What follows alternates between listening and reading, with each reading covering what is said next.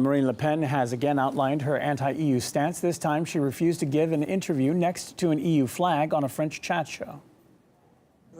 I want to be the president of the French Republic, not the European Commission. This is because the European Union has done great harm to our country.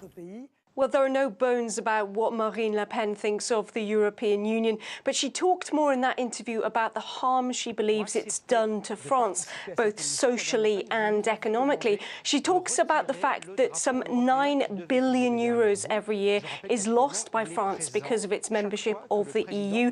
And she's also talked about wanting to regain France's borders. This is what she had to say about that. This would be my first measure, returning our national borders to the French people, returning the ability to know who is coming to us, who is monitoring those who come, and the ability to fight against the danger of Islamic terrorism, which is wedged into the migrant flow coming to strike us in the heart. Other candidates who appeared on that show didn't ask for the removal of the European Union flag, despite the fact that 8 out of the 11 presidential candidates have shown some anti-EU stance. Well, this is just the latest scandal over that flag in a long line of scandals that we've seen over the last few months in the lead-up to France's presidential election. But in other developments, on Tuesday, there were 2 men arrested over what the French Interior Ministry described as being an imminent threat here in France. And they've been giving more details about what was found in the apartment of those 2 men in Marseille. This is what police have said. The French Domestic Intelligence Agency has identified the individual who wanted to urgently broadcast a video pledging allegiance to Islamic State.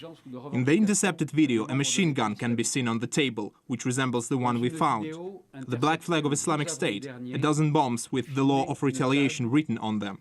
The front page of a newspaper featuring images of a presidential candidate, images of children who were victims of bombings, jihadi photographs and Quran verses calling for revenge.